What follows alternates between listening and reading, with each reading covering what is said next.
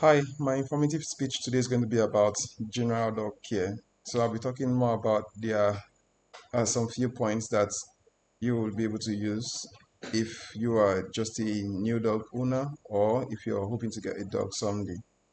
Now, generally, we have to talk about the feeding first.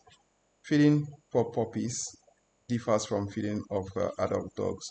So feeding for puppies between 8 to 12 weeks, they get to eat 4 times a day, while feeding for puppies between 3 to 6 months, they eat 3 meals a day, while those of 6 to 1 year eat 2 meals a day, and then those of 1 year upward eats 1 meal a day.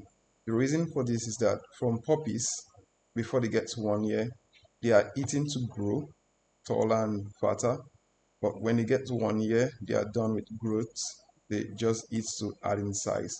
And feeding so much at 1 year plus could lead to obesity, and then it doesn't really give them they don't really grow again. So they just grow fat and then they become lazy. So that's why it's been reduced to 1 meal a day. Then for exercises, you need to exercise your dog very often. This helps uh, keeps them physically fit. They do not get to grow lazy, and then they do not get to come up with health issues because they are not well exercised. Sometimes exercising a dog is also so that they don't get too aggressive or too destructive. They are usually occupied with something else. So exercising a dog could be going out on walks on a daily routine, or you can create a form of a game for them where where you fetch a particular ball or fetch a particular item. You can also do games that they will have to run up and down so that you can just tire them out.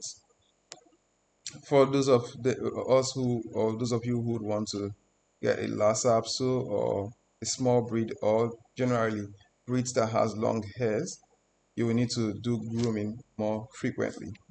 Now, the grooming is usually baiting.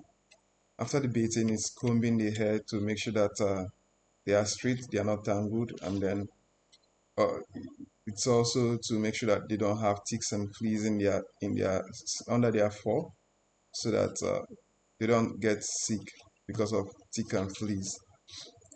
Then we also talk about the housing. You need to keep a dog in a well cleaned house. The house should be cleaned every day or every week. Their plates needs to be clean if they are feeding them inside their house. And generally, they need to be in a house that has enough ventilation so that it doesn't create so much heat for them in the house.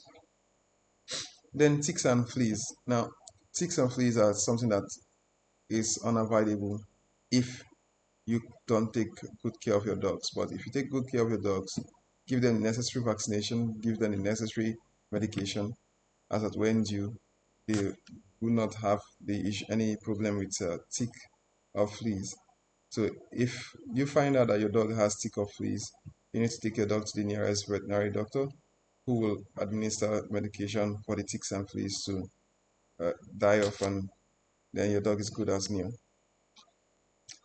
For those of us who, or those of you who would not want to reproduce your dog, or would not want your dog to reproduce, you could also go for spraying and neutering. Spraying and neutering is one which the reproductive organs in the female is being removed, or that of the male is being removed so that they do not have the chance to reproduce. Vaccinations are usually given between the first 12 weeks of the dog's life. These vaccinations will help them to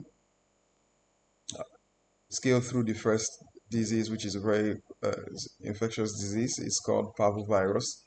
Parvovirus kills a dog between 1 week to 2 weeks of it being contaminated with that particular vaccine. So you will need to make sure that your dog is given antiparvovirus vaccine so that they could survive that fertile stage or that adolescent stage in their life.